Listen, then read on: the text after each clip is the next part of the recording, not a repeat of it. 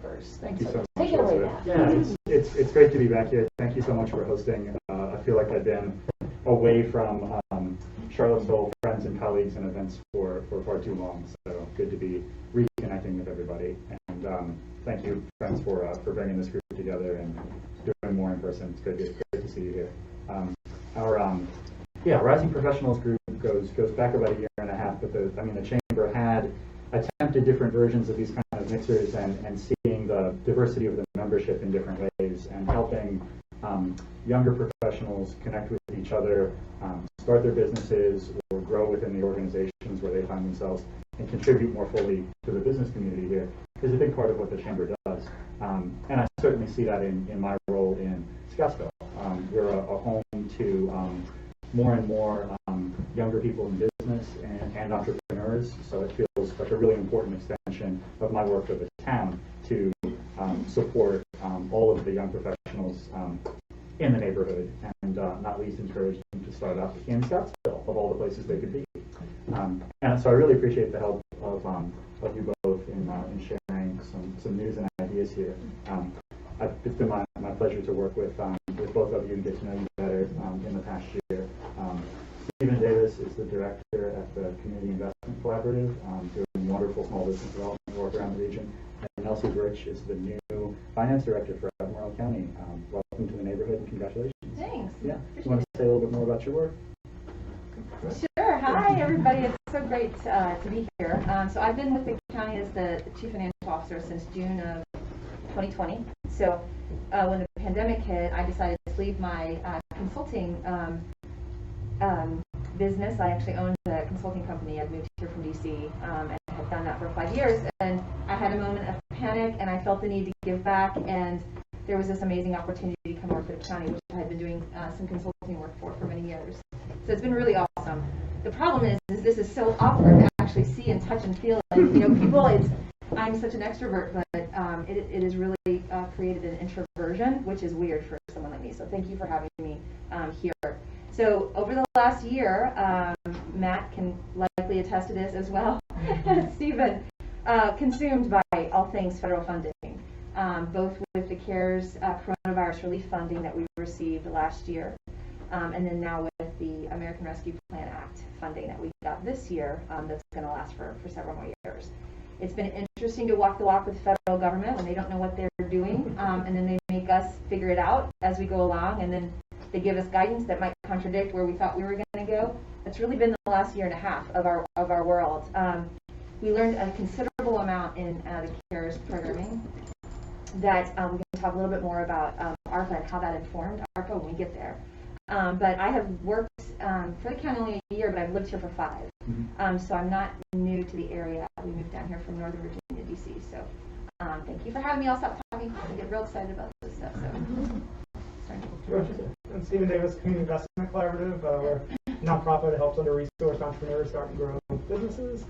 We are a certified community development finance institution, or CDFI, which means we specifically help populations that are often left behind with financing and so forth.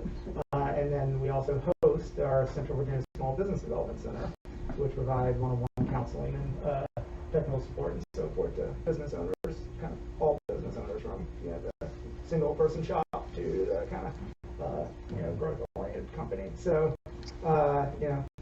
we've obviously partnered with Albemarle County a lot last year on the CARES Act funding. One of the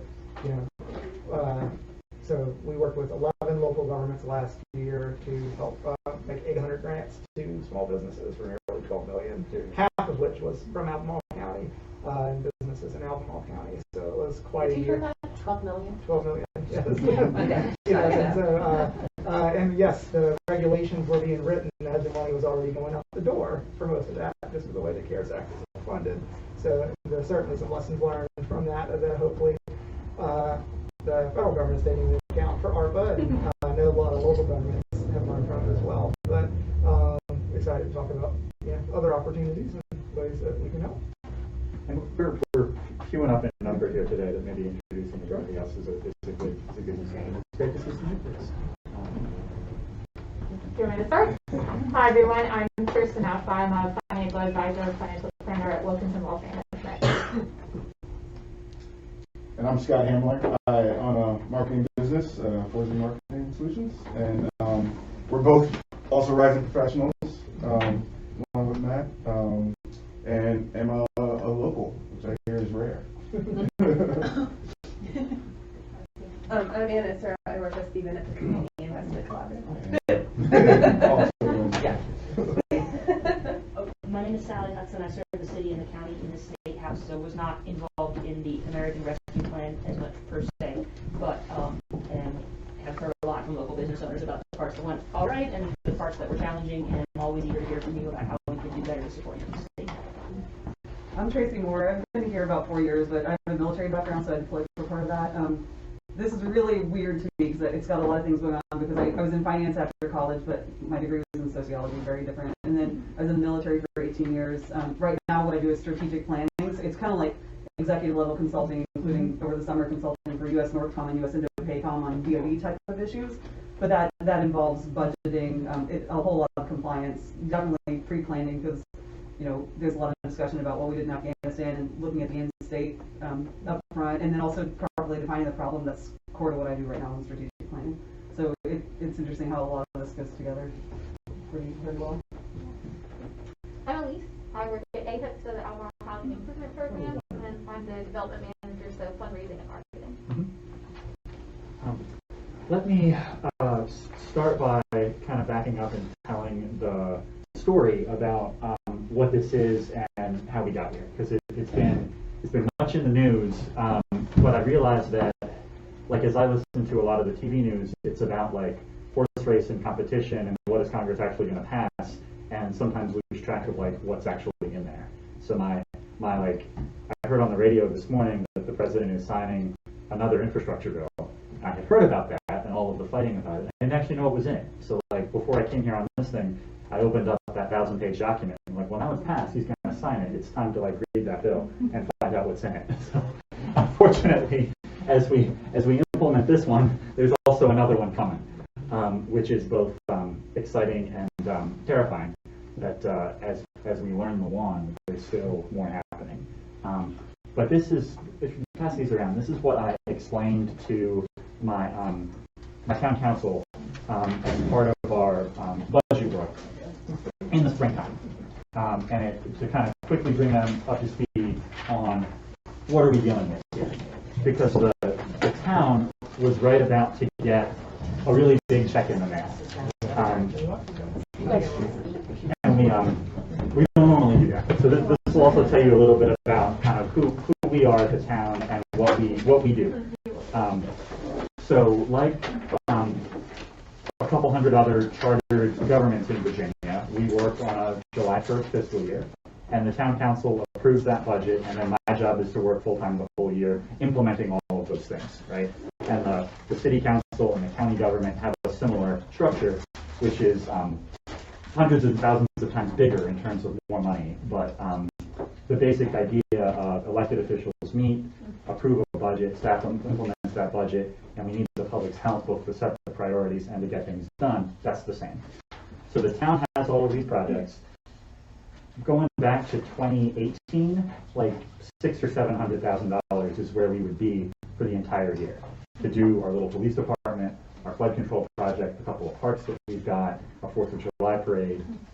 That's happy everyday small town life. COVID changed that. Meals tax was our biggest revenue line. Meals tax was what paid my salary. We didn't think anything could ever go wrong with that. We didn't imagine that all the restaurants would close at the same time. So financially, we were in a really bad way. And I was really grateful that our restaurants hung on. Folks were really loyal about shopping local, sustained our takeout, and we didn't have a total budget collapse. The feds passed the CARES Act in late 2020, and that delivered us a lifeline that got us through part of the pandemic operation. We were buying gift cards from the local restaurants and giving them to the food bank to both support the restaurants and to support the hungry in town. That felt really good. But that was like emergency stopgap, and it had a deadline, as Stephen described and Nelsie described. The rules kept changing, and all that money had to be spent. You couldn't just save it. Rescue plan passed in March 2021.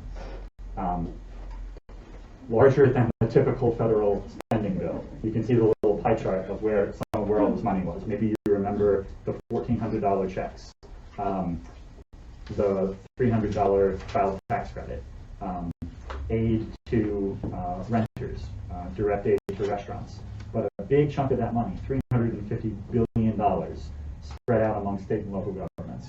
A lot of that money went directly to the state government, so there are also state-run programs, but the town gets $515,000 split in 2 checks. The first of those checks arrived in July. It's the largest check that I've ever gotten in the mail in service to the town of Scottsville.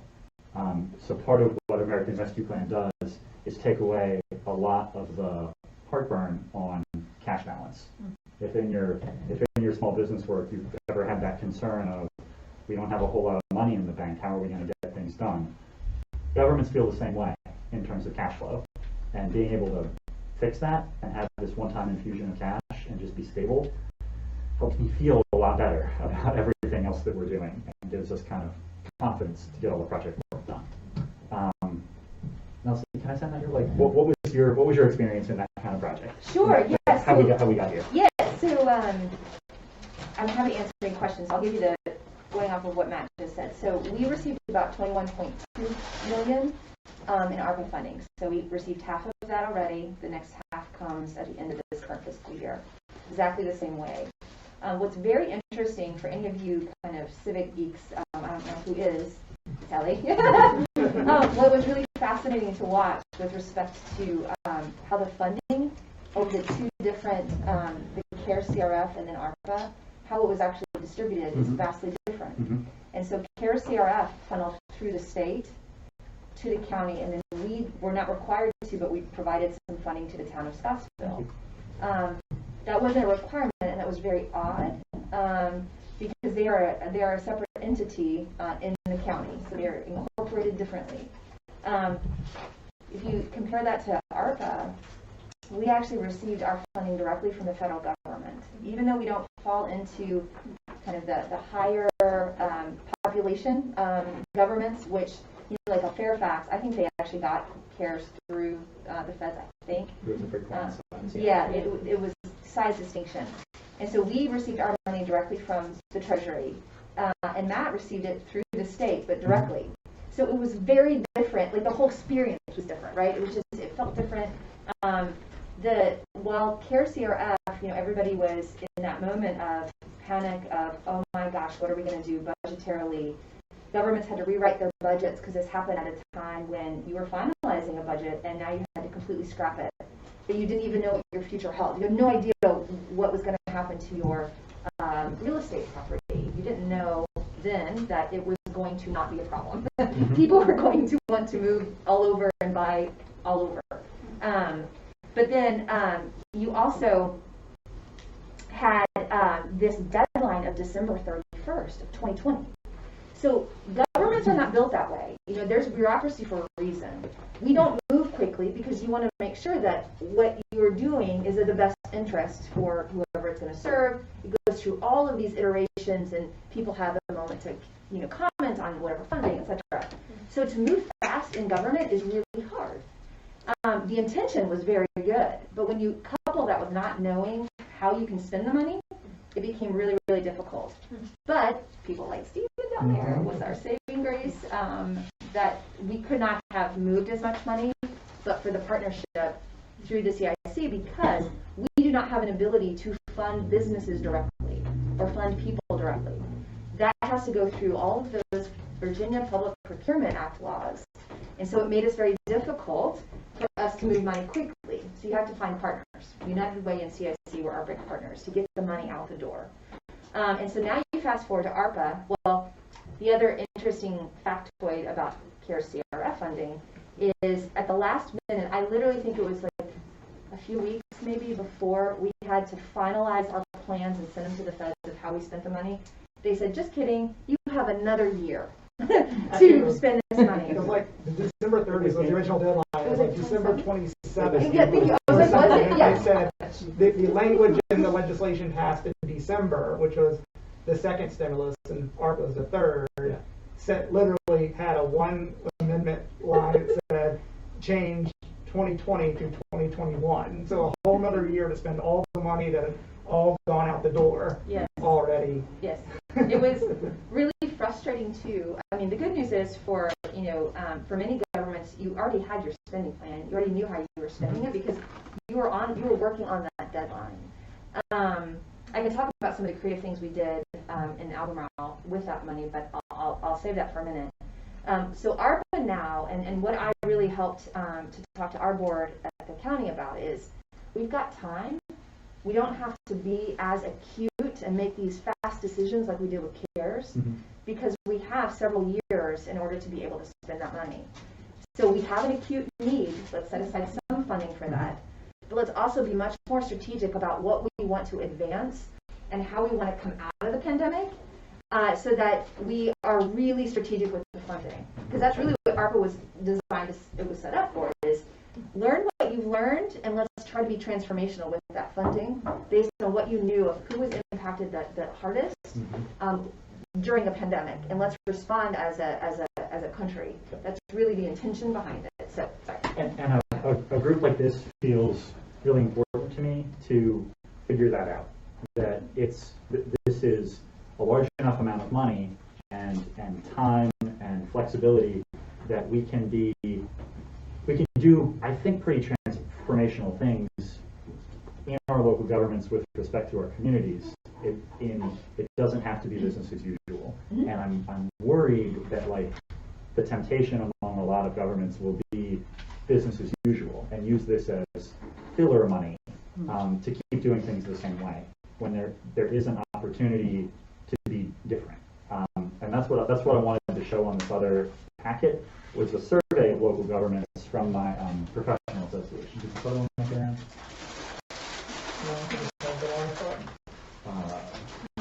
Because check this out.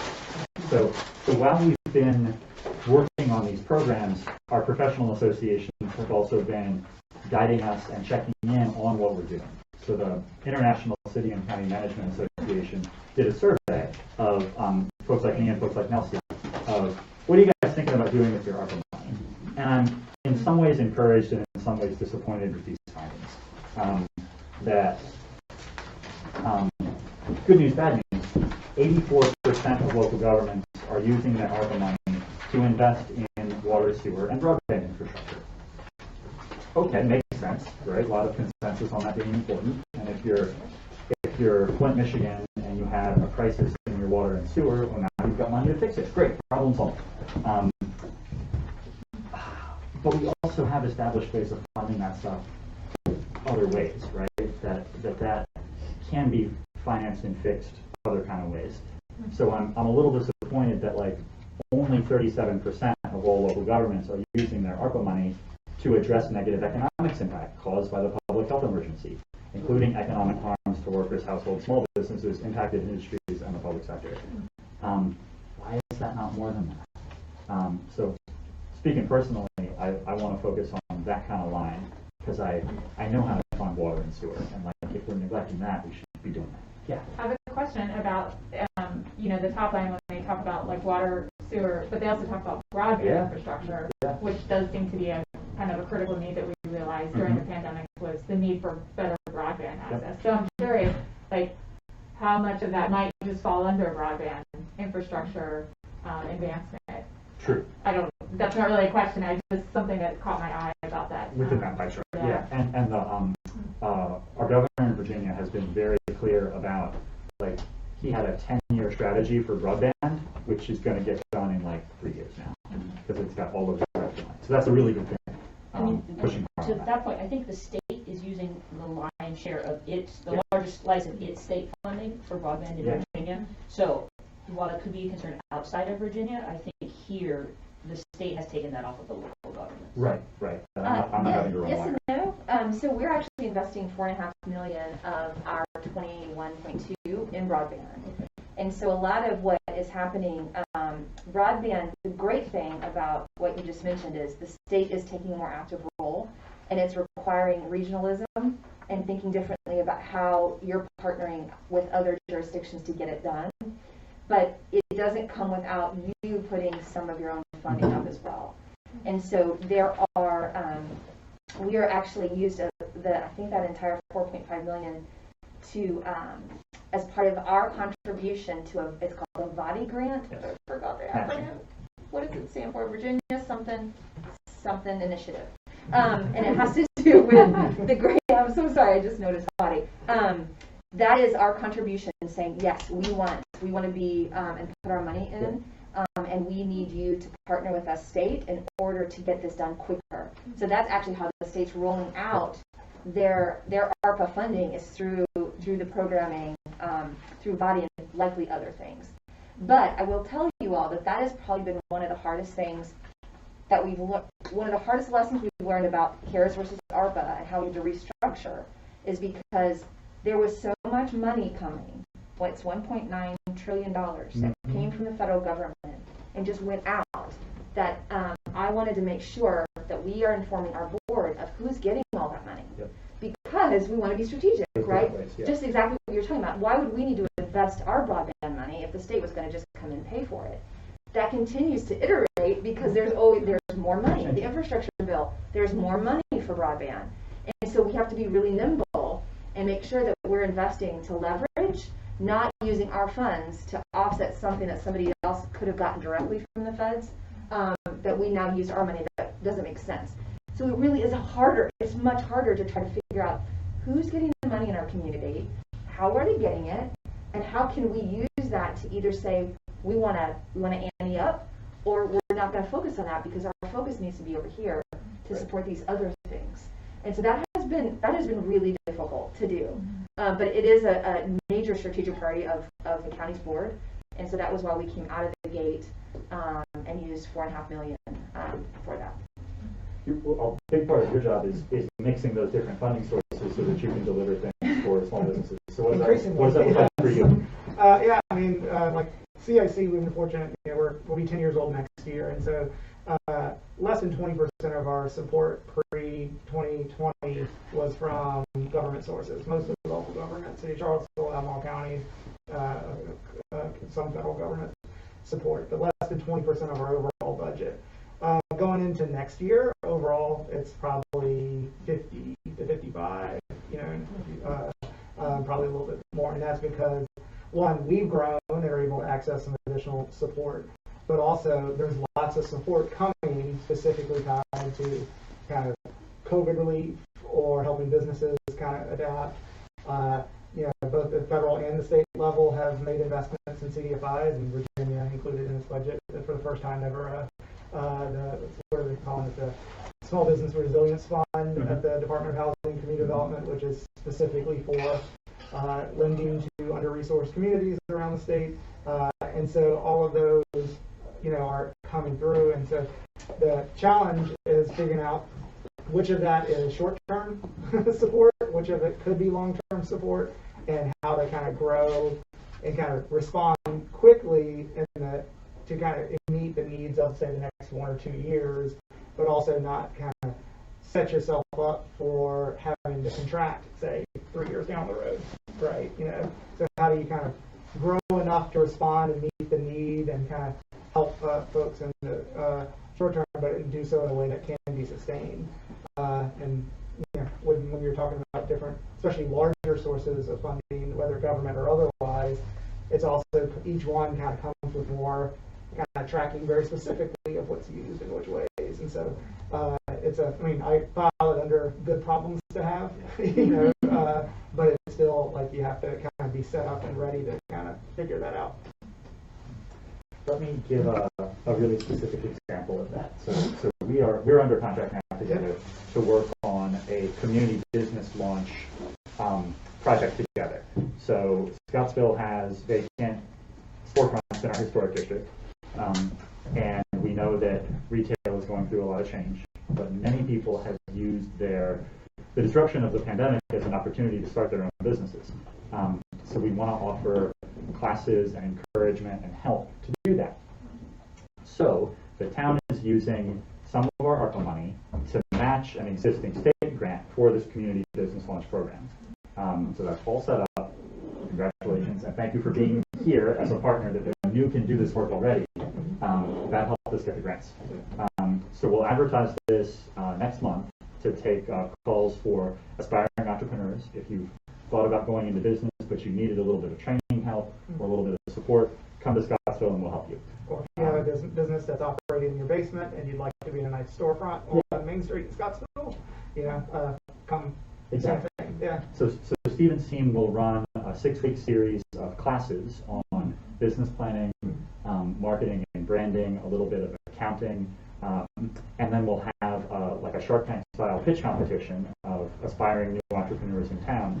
And we're giving out awards in the neighborhood of $10,000 to congratulate people and help them start their new businesses. Usable for rent, equipment, the first few months of payroll. Give us a pitch and tell us what you need. That's not the kind of thing that the town ever would have been able to do before. But it's a really specific response to this damage to retail that we've seen. And we can work with Stephen's group and combine state money with ARPA money. Can I ask, do we have a census of sorts of how different businesses have benefited from the existing programs? I ask because I occasionally run into business owners who say, I was one of the entrepreneurs who didn't get a PPP loan, or I didn't get a Rebuild VA grant. Do we have a sense of who are the folks who have already sort of been first in line for some of the other programs, and who may have fallen through the cracks, and maybe it's their turn? No, I mean, really, unless, I'm not aware of any, just because all the programs are, managed in different places, right? And so, knowing who, all the list of people who got funding is public information if it was public, government dollars that went to it. So, Albemarle County released a list of all the folks that we managed grants for, and town Scottsville did as well. But even all the venue operators and restaurant relief and all those funds, you can get a list of who received funding, which you can't. Not aware of anywhere who didn't get it, or not to mention, and it's just a matter of all the existing businesses out there in general. I mean, Charlesville and Albemarle will have business licenses, so you can get a list of every business in the county. But go to Fluvanna, you go to any other neighboring jurisdictions that don't even require business licenses. They don't even know every business in the county. So that part is incredibly challenging to know. We get a sense of it through our clients at CIC and SPDC of who comes in and said they struggle with it, right? And then we try to, depending on where they were and what's going on, we see if there's anything still available to them.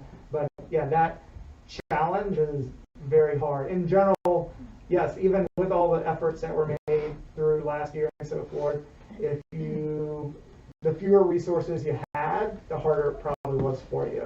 If you were, minority-owned business, a lot more fell through the cracks, unfortunately. And so there was a lot of effort made in the second round of PPP and others to kind of make up for that. But still, a lot of that, did a lot more happen than we would have wanted to. And if you could have, again, planned the program a little bit further out, you might have been able to address some of it. But some of it just gets back to all the systemic issues in our communities. Here. I saw that same thing. Scottsville has few enough licensed businesses that I do know most of them.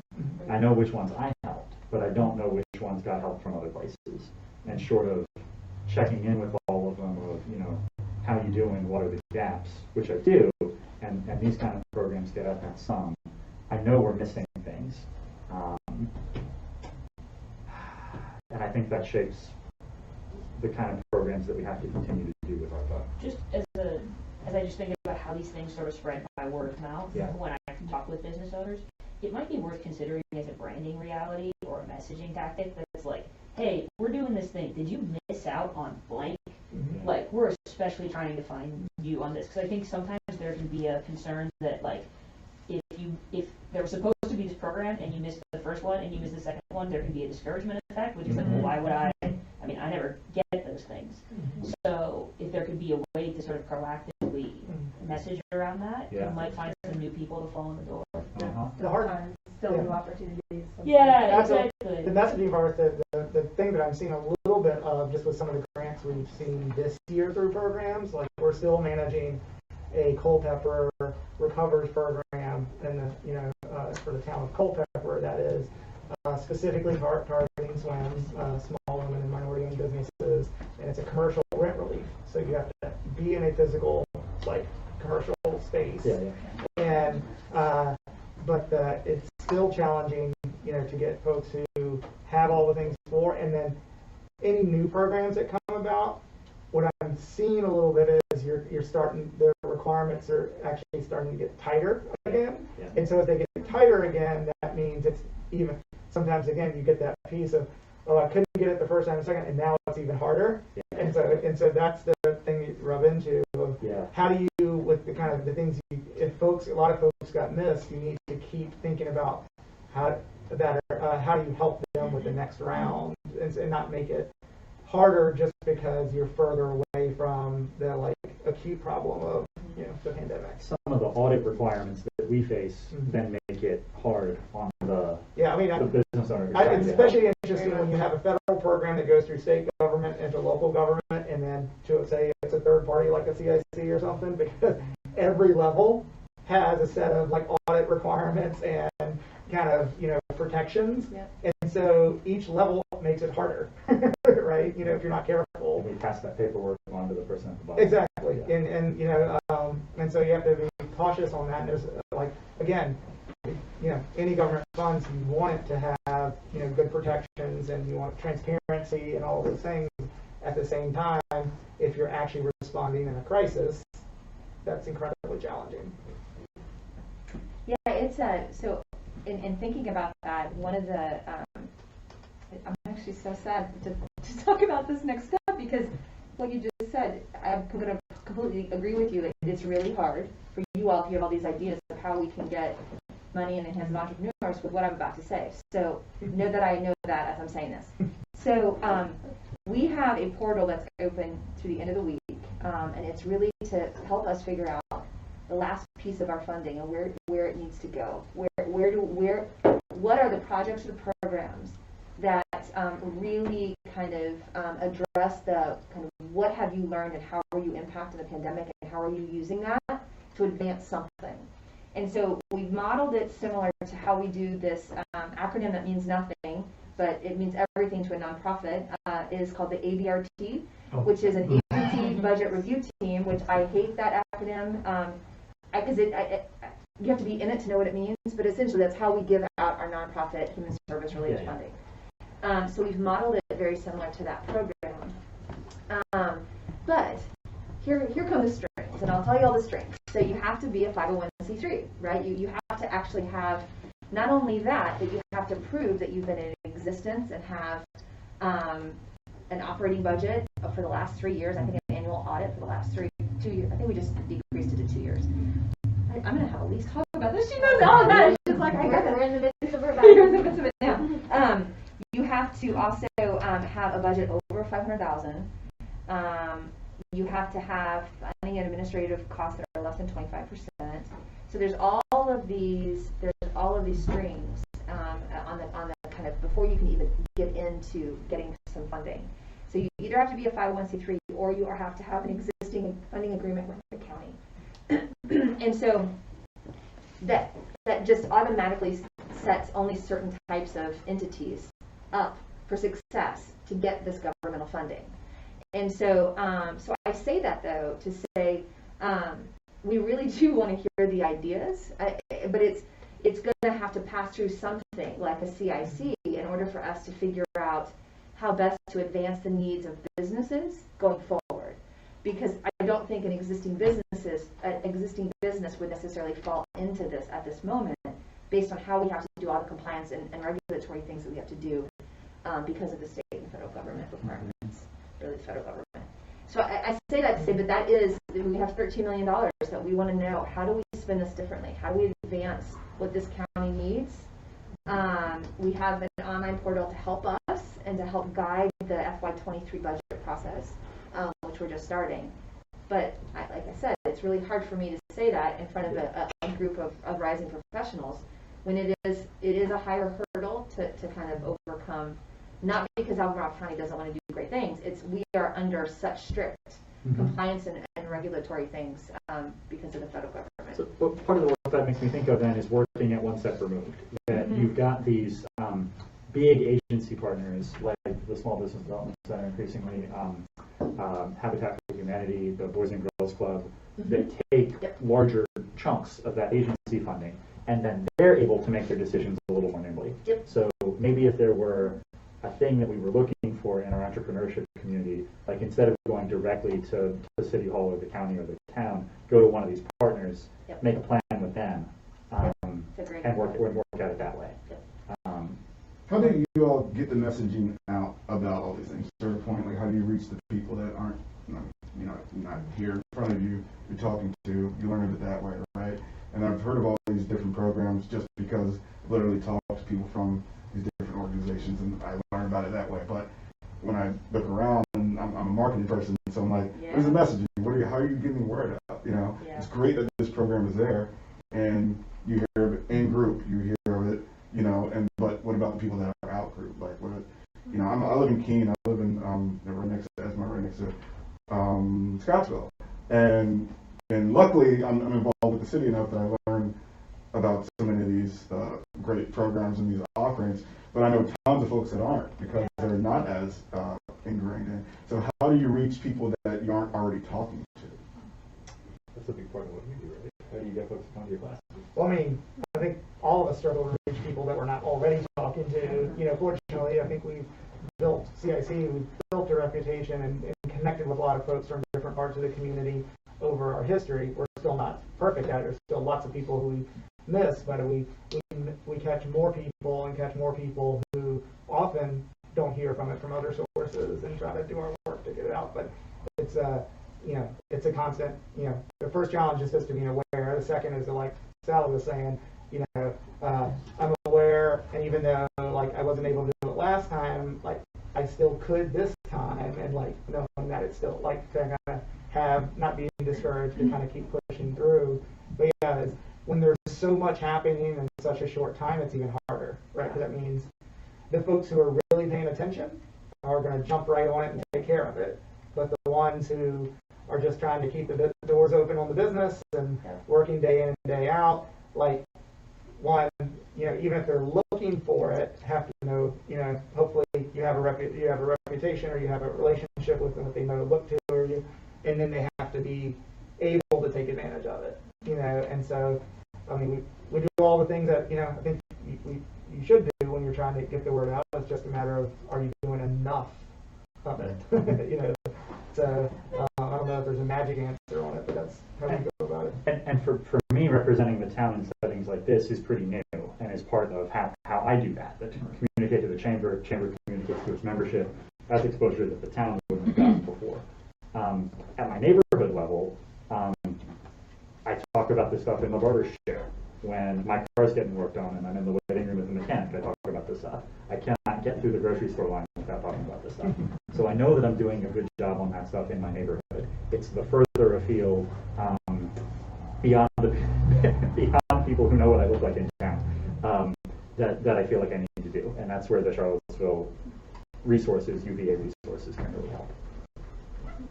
Yeah, the only thing I'd add to that is, on the county side, I do know that we push things kind of on the social media side is one place, but it really is the connections. I think that's what you're getting at, Matt. So both CARES and ARPA, it was our social services director and her people out in the community working with United Way and all of their resources and knowledge of what was going on.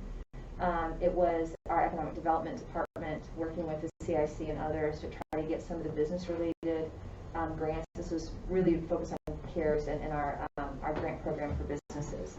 Our Office of Equity and Inclusion was at the table for all of these conversations about where should we be investing right this moment, more the acute need, like what right now, what are we hearing, and then how do we get that information out.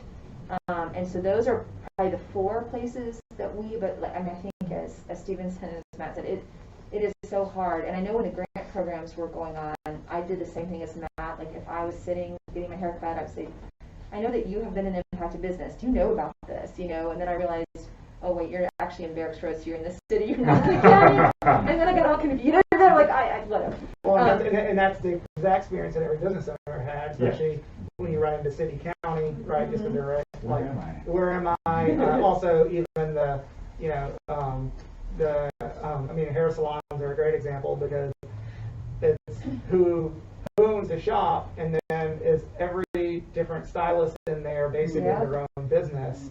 And once they are, that means neither the shop nor the stylist have employees, and if the grant specifically requires that you have a full-time employee, all of a sudden none of them are eligible. The person who wrote the law wasn't thinking about hair salons. Well, exactly, they weren't. You know, or just in general. I mean, obviously the flip side of that is other businesses that use all contractors when they should be employees, right? So you get into, you know, those areas that are constant challenges. But that is what happened, right? With lots of different businesses that, you know, oh, like I was eligible for $5,000 if I had up to 10 employees, and if I had over 10 employees, I was eligible for $25,000. But really, I had 2 employees and 10 contractors, and those contractors meant that like was able for less, and so kind of everyone suffered. Can I ask the same question if you could? I mean, because you were sort of nodding, and I was like, what platforms do you currently feel like you're getting useful information on? And are there places where you feel like your peers are that you're missing for distributing this info? Oh yeah, I mean, I definitely think social media is the way to go. That's what I utilize for my business. But I think even within those, you know, you have to do more than just your regular, you know, organic posts. You have to put ad money behind it, because if you use Facebook, you use Instagram, Twitter, LinkedIn, you know, you're going to get buried by everybody else doing everything. So, again, you're going to reach people that are already following you, and maybe through some organic sharing and stuff. But I also come from an advertising background, so it's like advertise, like put it out there, put some money behind that messaging in order to put these in front of people, target certain individuals, so they will see the message. You know, have an ad on CBS 19 and NBC 29. You know, radio, like to reach people. Like that's how you get messaging out. That's how people hear about things. You're just like you're like a business, right? And you want to let people know about your services and your offerings, so you advertise your business and a clear message. Like that's the other point. And then the other component is understanding the language, because it's very confusing, and that's intimidating already. And like you said, like if you missed out on the first one, the second one, you're beat up. You don't have a bandwidth to keep trying to figure this stuff out. So also help along that process. And I know it's all very complicated, but those are all the steps that need to be done in order to be effective, to reach these people. If you truly are trying to reach the people that you're not reaching already. And what I hear from that is like local government has not historically done a very good job of that, and if that's not a skill that we can build up right away, then it's something that we need to buy. And I would not be afraid to get more help on outreach and marketing so that we can do a good job with everything else. Well, and I mean, the problem we're talking about is the thing that we've seen across different industries, that like that in a way it's being solved in a lot of places. I think of programs locally like, you know, Network to Work, you know, PVCC. It's like having navigators or other type of folks who are kind of in the community or closer to the community that you're really trying to make sure the message gets to, who can actually like literally get it to people a door at a time, and then walk them through it. So when they have a challenge, just another example in Culpepper from last year. So Albemarle gets the award for the most of the grants that we managed last year, but Culpepper was second. And you know, Culpepper County and town of Culpepper did $3 million in grants last year to its businesses. You know, Culpepper is half the size of Albemarle County. You know, and thought of as a more rural community, right? And it was the leadership from the town's economic development director who made that happen. But the thing they did when they saw a lot of folks struggling to get the grants in, is they actually ended up hiring the chamber to kind of go engage people to help them get those applications done. And they hired the chamber ironically because the chamber wasn't eligible for the funding because it has a 501c6 status, not a C3 status. Yeah, or We were the last group of companies or Exactly. organizations Yeah. that was eligible. And so so they're professional associations or something of whatever the status. But so that was an example of that of like they use part of that funding to go to it. So whoever's doing it, having that additional funding or support to go, like have that navigator or concierge service or whatever you want to call it, the same principle to actually help people walk through it. And not to say that the ship has sailed entirely. I want to show you the last page of my little packet here for kind of where we stand. And the numbers are smaller and a little easier to think through. So that first one that we saw, the town got $515,000 in ARPA. One of those checks has actually come in, the other comes in a few months. And this is what we adopted in our current budget. So this is the stuff I'm working now. $230,000, which small enough that I can wrap my head around it and can manage these things. So this pretty specifically tells you what we're doing. We started a DMV select office. We had the logic of like, folks need this. The big DMVs are hard to work with, and if we open our own little DMV, it's going to bring people downtown, and they're going to get lunch after they get their title fixed. So that's a new thing that we're doing that I feel justified in connecting to tourism. It's a Main Street essential. There was construction work that went into our own building to make the DMV and also to improve our public health and our accessibility. I've got motors on the doors so that we've got proper ADA access to our buildings. We never had before. We fixed a flood control siren downtown that didn't work. We had this old siren that made kind of a woo sound and did not get you to evacuate downtown. So that's fixed. And all of these are local businesses. The local contractor, local hires, the siren's American made. That feels really good. Improving parks and our waterfront. A lot of people know Scottsville 4 is to come and paddle on the river. We're going to have a nicer looking waterfront here. And we are allowed to give raises, so we're making up lost time. We gave 2% raises or no raises during pandemic and for years and years prior, and we're now able to claw that back a little bit. So I'm proud that we can do that with our staff. But all that taken together, it's plenty to keep me busy. It's less than half of the ARPA money that we've got.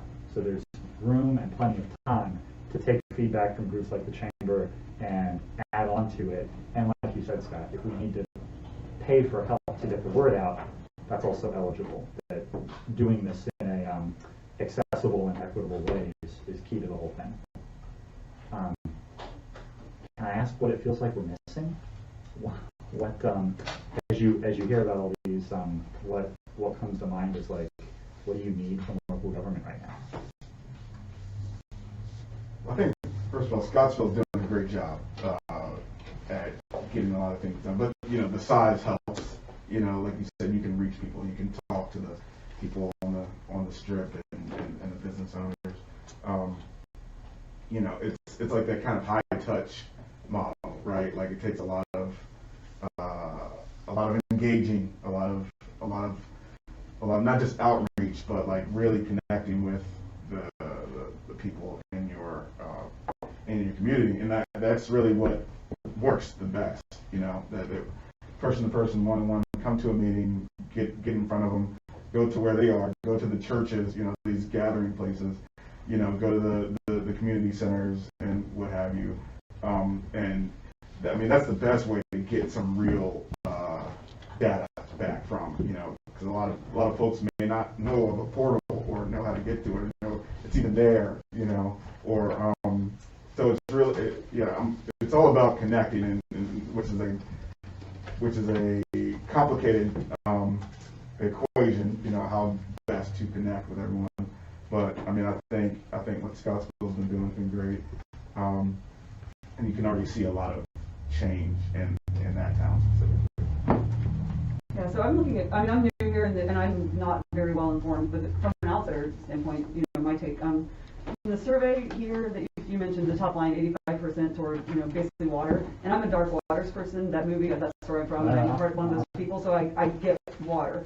But I agree with you. 85% seems pretty high, and I kind of wonder if that's reactive to the time frames, because we already know the new infrastructure bill's coming, and that heavily covers broadband. So I'm wondering if this has already changed, but I don't know. But a lot of what I see here, it looks very reactive, which you have to have post-pandemic. During post-pandemic, you have to immediately provide funds for essential current requirements. I don't, and I'm not, this is not a hit on you at all, because you're working with a relatively small amount of money for some pretty important projects. But from being a mom with 3 young kids, and having gone through some interesting, job career situations myself, I'm wondering about where's the prevention? Like, you can't really prevent a pandemic. I mean, there are major organizations trying to, but where's the prevention for the things, for example, the reason we need police, the reason we need, essential immediate emergency health care. Like, we need those things because there are major problems that can happen in people's lives. What if everybody in our community, every single family felt secure, had food security, had financial security and stability, and felt cared for and felt part of an equal part of the community? What if that were our goal?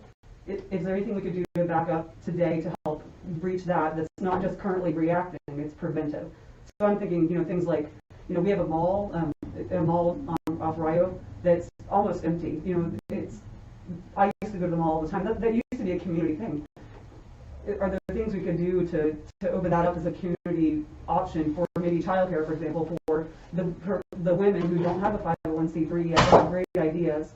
So working with, for example, the Women's Initiative or the International Rescue Committee, that's a major resource for diversity. The people coming here, or that are new refugees, they need a ton of support. I mean, I talked to people who were political refugees for religious purposes, but they were, a doctor and a teacher in their prior country. They got here, their certifications weren't good. They had to take a 4-hour bus ride each way to get to their job at Harris Teeter to be checkout clerks, and they were basically required to work on what would be their religious day off.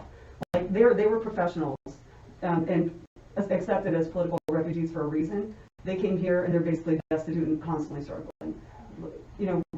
What if we looked at our budget right now, the major line items, and thought, is there any way we could reduce some of this future budget requirement by setting up programs now to prevent the need for it? And I'm not saying we don't need police. I absolutely teach my kids to call 911. I think for that basic reason we need police.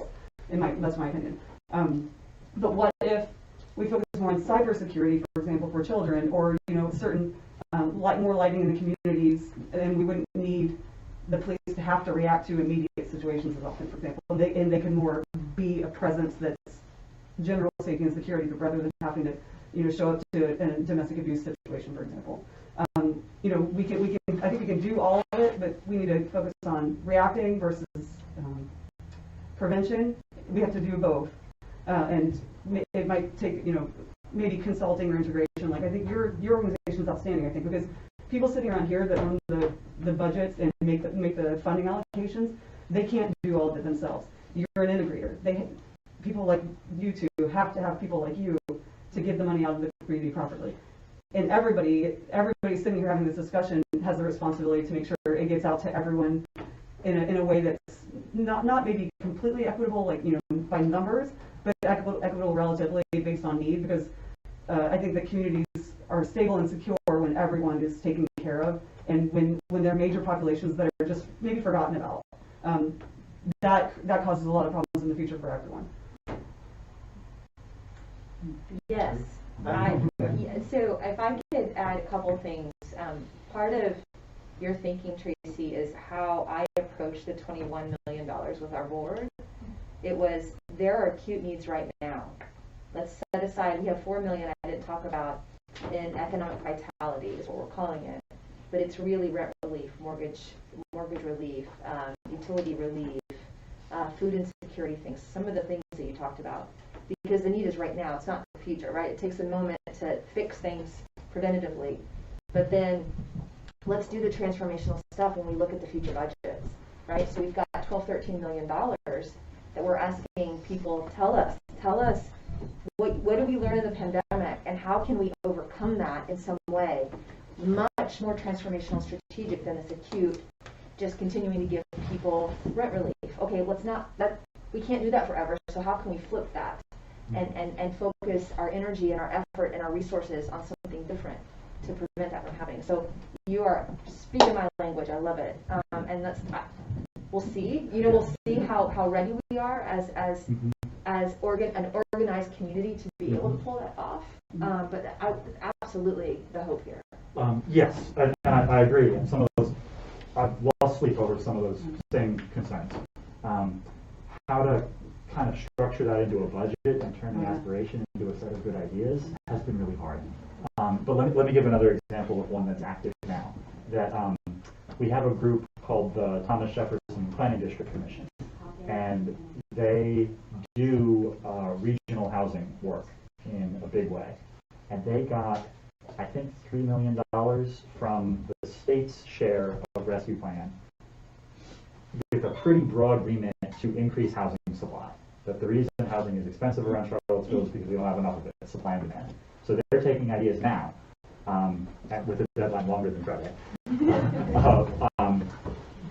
what have you got for us, community? What can we do to increase housing supply? And I'm really excited to see what comes out of that. If there's a creative builder or planner who's got something in mind. It's also worth in sympathy to you, I think, especially since a lot of these are short-term capital projects. I think the city and the county together is about 200,000 people. 160. Yeah, it's just shy, so rounding, which means 20 million is about $100 per. So it goes fast if you're thinking about those deeper structural challenges, things like childcare, teacher pay, healthcare workers, emergency services, all of that.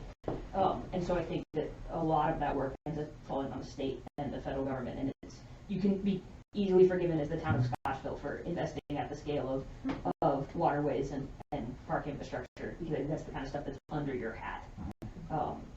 And so I think because especially when it comes to personnel things, you can burn through $20 million in staff and payroll very quickly. And I think that a lot of those things that we know are where people are falling through the cracks are where our social services are most frayed, our educators, our healthcare providers, our childcare workers. And it would be very difficult to try to do that at the scale of the grants for this particular slice of thing that you've been given. Just sort of, I think, intended largely for capital expenditures in mission. And that sounds like a current budget management perspective. What if we could save, well, I don't know, I'm not going to throw out numbers, that would be unnecessary, not helpful, but, over the next 10, 20, 30, 40, 50 years, what if we could save way more than we're spending now by starting those programs that are more preventive and more lower level now? Sure, I'm just saying you would run through that $20 million very, very quickly. By the way, I'm a labor economist by trade. So yeah, no, I know, but you know what you're doing. So it's just that it's not as much money as it is. It's not as much money as you want it to be. Yeah. And so the two, like statewide, for example, just by scale, we're like $2 billion in the whole on K-12 education. So that's like, and just to like get up to where the standards of quality is. So the zeros can be easy to fudge quickly or to lose track of quickly. And so I think it is helpful when we think about those personnel things, the critical work, but some of those things have to be done at the state of tax reform for the state of Virginia and potentially for the federal government to really sink into in a meaningful way. But that does get us to places where we can continue to work together among multiple groups of the chamber. It's a short hop from this group to the chamber's public policy committee, and then from the local chamber to the state chamber, which is one of the more powerful lobbying organizations in the state. If what we're seeing of like the reason you can't hire is because the person you want doesn't have daycare, then like, okay, now we got a childcare problem, and I can't start a daycare center with the amount of money that you see here, but maybe there's a state reform that can help make that happen. And we would do fabulous. So if you open a child care center and you teach the kids coding and cybersecurity, you're getting security, STEM training for children, minority support, child care, all that together. Yeah. And to see, especially with the new administration, seeing the chamber be more active in exactly that role would be fantastic. Can I go back real quick to the broadband conversation? Because it's very, because personally, I use a lot of internet. Yeah, I live in the county and have to use DSL. But then I know in some places in Scottsville, there's fiber running in different neighborhoods. I'm like, so close, like, please come down my street. And so what is the plan in place, I guess, for that? Because that's where we find massive amounts of inequity. I mean, especially when people were forced to go home, the kids were supposed to be getting school done, but they're dropping out, every 10 minutes. And then everybody's overloading the system that wasn't meant for that, so it became a really huge issue. I have 3 modems at home, and so I paid for 3 times the internet just in order to make it happen from where I live. I don't want to move in the city of Charlottesville. I lived here already. I like where I'm at, but I need to work. I love it here. It's great, but it's very expensive. But so, is there an actual plan? So the great thing is, a couple of things I'll say on that. I feel you. I live in Free Union. I won't even go into the fact that we haven't had internet for the past 2 weeks, but I'll stop talking about that. My blood pressure starts rising. So what this money is doing for us is allowing that acceleration. I think somebody had mentioned that.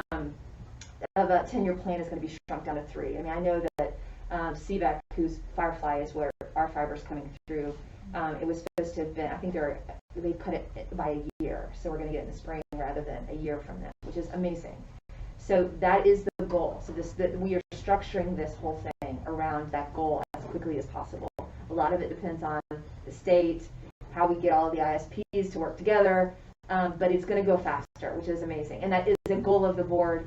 And we put we have a new department of broadband, which when you're 100% focused on one thing, right, you can move things faster and quicker. And we didn't have that before. 10 years ago, the county would have said, hey, that's not our problem. And there was nobody who was working dedicated on it. That's different now. Yes, it's different now. So I hear you. It is the best economic development tool if you think about that for any business. It is the best thing we could do for this community. And yeah, we're on it as fast as we can. That's the best I can say because I'm not in that world to know the timelines. Sure. And I knew there was a committee. Yeah, we have a very big this VADI grant that I don't know the acronym. The big one for us that we put the $4.5 million towards. We will know at the end of this year, like by December. And that's really going to dictate whether or not we need to add more funding or we don't need as much. To Sally's point, we may not need as much because there's other funding coming around to support. So in the next few months, we're going to know a lot more about that timeline and when we're going to have broadband for really our rural areas that are struggling. If I can go to any meeting or talk to anybody, just let me know. I will, Scott, because I think we're going to be talking about that in January, particularly with one of the service providers who's not providing great service at the moment. I will not name any names. And so I will reach out to you personally. I think the pandemic finally aligned the political support in Albemarle County behind broadband. Like 10 years ago, the political support in Albemarle County that was tied to, if we have high-speed internet everywhere, then we're going to grow in rural areas, and people would move there, and they actually didn't want that to happen. So, some part of the spectrum was there.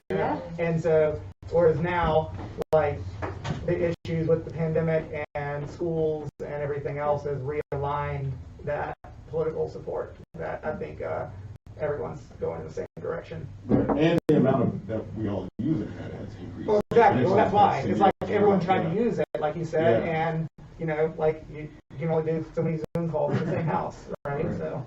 Well, and I just wanted to throw a shout out to the county as well because establishing that office was important, and I think Mike Culp is leading that up, and he is a really strong, really well-respected individual in that field, and I know the Chamber's provided a letter of support for that grant, but the work that we did last year with all of us collectively doing Project Rebound revealed that broadband and childcare were the two universal issues hamstringing any business from getting back on track again. And I think the county has been very responsive and creative. And I think as a result of some of those Project Rebound discussions, the Thomas Jefferson Regional Planning District Commission created this broadband task force, I think, which has met a few times, and the office was created. So I just want to give you all a shout out that I think they are hearing it loud and clear from so many different places that, hopefully, I remember a number of $700 million, I think that the state was talking about, or some massive number that is being plowed into broadband. And I know Albemarle County has a goal of being, one of the first areas that's completely connected. So, anyway, I just want to give you, it's been a lot of work in that area. Yeah, very much so. Nelsie, are you saying VATI as V-A-T-I? Uh-huh. Telecommunication? Uh-huh. The T is for telecommunications. The Even though it's tele- always more. The I thought it was technology, actually, so it's telecommunications. Virginia Telecommunication Initiative. Oh, VA, Virginia. Are there, Doing that. Are there other projects like that where the county, like broadband, where the county had sort of been getting by on civilian volunteers, where, really awesome people who had stepped up to serve on this broadband board, but it took putting somebody in place and making it their full-time job, where, because that's the kind of thing where if you didn't expect you would maybe need this, or you could find the revenue over the longer term, but you could clear a bottleneck that's currently been handled by volunteers. I wonder if that's the other kind of thing that could be in the Yeah, conversation. actually, not to go down, I'll try to answer that specific to kind of this discussion, because we're looking at that all over the county of where are these bottlenecks. So a couple areas that we're focused on right now is related to economic development. This is another area where I think historically the county didn't have the thought that we needed to provide a proactive. It would just happen. Huh? It would just happen. It would just happen, right? Yeah. And it doesn't work that way. And so we have an economic development office, and it's getting staffed with more full-time people. And we're kind of pushing that because we need to have more effort there. So that's one. The other area that is affecting whoever said about the building and we need more housing here, they've got to make it through the permitting process. And so our community development department is another area we're focused on, trying to figure out that is an area where the pandemic taught us a lot about us as a county, and we've got to do things differently. We have technology issues, system issues, just staffing issues, because people are retiring or they're getting poached by some other government that can pay them more than we can. And so we're looking at from a lot of those areas, Sally. So increasing our CDD footprint, our community development, like how can we actually service the public, and then also pay people so they don't leave appropriately. Those are two things that we're going to be working with the board in the next month to make us more nimble as a county. I mean, one of the silver linings of the pandemic is being forced to do things faster, and as a result, you learn, what the major impediments to that were. So like, you mentioned, I know one of the grants that Albemarle did last year that we managed was the Safe Spaces and Places grant that was, helping folks, like say a restaurant, be able to set up outdoor seating. But to be able to set up outdoor seating, they wanted to use part of their parking lot, which then would put them under parking requirements related to permitting, or like kind of that thing. And so Albemarle had to figure out, okay, how can we make those adjustments, short-term, long-term, whatever, to be able to do that, and then helping with some of the funding to do it. But you learn the things, the issues that you couldn't get into as a result. And I think, hopefully with some of the problems that we haven't gotten to yet, we can imagine we have the same urgency, so we can kind of keep it moving along. You also learn, so I have spent my entire career working in cities. This is my first county. And I think you also learn how restrictive the state laws are still for counties, and what we cannot do. We cannot be as quick as the city of Charlottesville because we are not a city. And so that continues to kind of be a hamstring for us in some of these things. We want to be and act more nimbly, more quickly, and the state doesn't allow that to happen. Let me give a good example, with kudos to the state government though. One of my community things is like, we got to do more outdoor events, right? Yeah, everybody's more interested in that. And so we jumped on a new kind of ABC license for outdoor refreshment areas. Oh yeah. We've got, yes, so we're doing our third one here for Christmas time. We had a gallery opening, we had a Halloween thing with a puppy parade. And if you lived in Louisiana, maybe you take out from the restaurant with your drink and you walk on the sidewalk and you enjoy. Virginia doesn't have that. Virginia has that now. with asterisks and footnotes and regulations, but where you used to have to like snow fence off the entire area and only have your beer garden in that tight space, now I can just put up sandwich board signs on the sidewalk and stroll around, support my businesses, have the puppy parade, we're going to have like mulled wine and Christmas caroling, and like that's going to be a really fun day in town. It feels really good. The reason we can do that is because the state legislature was proactive, and ABC has been very accommodating in making this easy to permit. That I want to do more event planning, and they're making it easy for me. So $300 of ARPA money went to my license so that I can have 16 outdoor events and bring thousands of people to town. And that's going to be, it's going to be good for the wine and beer sales. Yeah. So it can work. And that's a culture change for like the ABC agency, Yeah, right? yeah. To being quick and responsive and, you know, and kind of not make it too hard on letters of the regulation versus spheres of regulation. Yeah. And the meeting with them sure was funny. But they're used to being very strict, and it's just like, no, this one is supposed to be friendly. Okay, I guess we're doing this. Find a way to guess as opposed to no. I would say one other piece from last year, just continuing this year, that is an opportunity, you know, for businesses in general, you know, starting pre-CARES Act funding and so forth. Albemarle and Charlottesville helped CSC create the Business Recovery Fund, which is a loan fund, you know, 1% interest loans. This was designed, the first of people who were falling through the cracks of PPP to begin with, right, in the community, and just getting funds out to emergency working capital. And that fund has continued because we haven't, no defaults on any of those loans, you know, in the first year, and we've been doing a second round of lending on it, and part of the funding from not ARPA, what was the second stimulus? It was CARES and ARPA, what was one in the middle in December? Can't remember the name of it, whatever it was. The one that passed in the Congress before the change in administrations. Whatever that Second CARES Act. Second They really created it. they didn't come up with only, you know, didn't have a new name. So that one created the Rapid Response Program through the CDFI fund, the Community Development Finance Institutions that I mentioned, and so that added to our recovery fund loans that we've been able to do.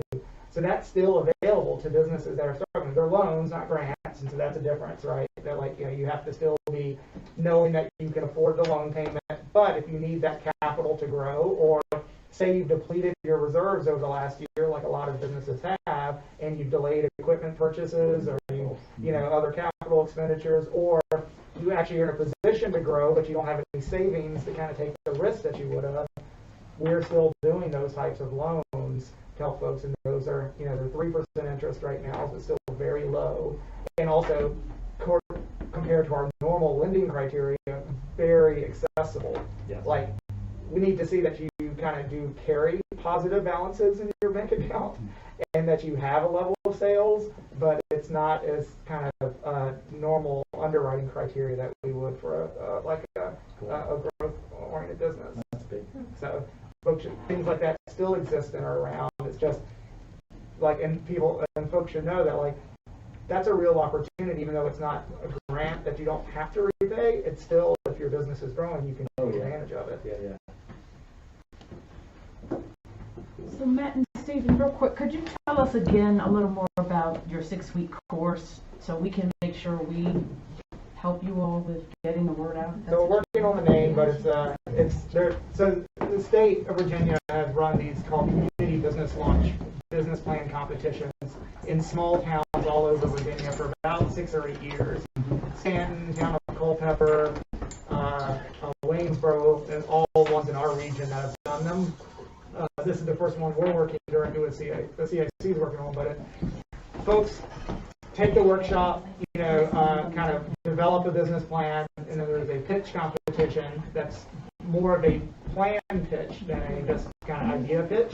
So you're actually showing how it's going to work, and there's $30,000 in total prize money, and we're working out the exact allocations at the moment, but the top prize will be at least $10,000, and to help someone fill a vacant storefront in the town of Scottsville. So the big requirement here, because it's a town of Scottsville thing, is that it's you're wanting to locate your business in the town of Scottsville, you know, and can, or maybe you live close by, and like I said, you already have a business that you now need a storefront or a kind of production space or so forth. And so, because there are 8 or 10 empty storefronts in Scottsville, that the goal is to fill those, because the more you fill those, the more people come, which means all the businesses benefit. So it'll be announced in December, and then people can apply into January, and the program will run like February through March and April. Matt, what are your minority business numbers like? I have more minority business, I have a higher proportion of minority business owners than I do proportion of minority business residents, which is its own Minority residents. tragic story. But folks who do business in town because it's a good place to do business, but live somewhere else. So I have Black and Latino and Asian and LGBT business owners who commute into town but don't live there. So part of what I want to focus on is expanding the diversity of my business base, but closely related to that is the housing opportunity and making sure that we do that well also. And also, let's look logistics too, right? Because it's like commuting can be 5 minutes down the road. Yes. Yes. You live across the bridge. And Yeah, exactly. You know? So it's like, my family's from Esmond, and so to me that was a predominantly Black area. Yeah. And then, Scottsville was a predominantly white area. So, but that's where you want to do business because there's more access to there. Yeah. So it's like, it's like a technicality, I feel like, and I know that's how you all have to operate, but it's like, the reality is like, plenty of Black people here, they just don't live in Scottsville, they live the next town over, Buckingham or Esmond or whatever. Yeah. Or even Albemarle County. Hey Matt, is it too out of left field to say anything about the proposed increased housing in Scottsville that you're looking at? Not you, but the town is looking at? Because that's in the middle of a process right now, isn't it? Yeah, I mean, it's not ARPA relevant, but it is housing supply. So to your developers group or to anybody who's interested, I think we've done some creative zoning reform, and we have applications on that now to build a few dozen houses in town, which is more building boom than has happened in a long, long time. And it's a complex decision and a tough one for us, but if you have an opinion, by all means come down and share it. We've got a couple more public hearings on it. There's a lot happening on that. Yeah. Is there some conversation around like the smaller model home, like smaller, not tiny home technically, but more efficient and needing less land? That's it. That these are compact neighborhoods that we get a new park out of it over here and some trails, but the house lots are pretty small. That's not for everybody. Right. So part of the argument is, what type of home is ideal for the future. I wish we knew better, and we're all on the same page about what that was. I mean, I feel like it was going smaller until the pandemic, and then folks were home so much that all of a sudden now folks want bigger homes again. It's weird. That's what I got. So we're coming up pretty much on the end of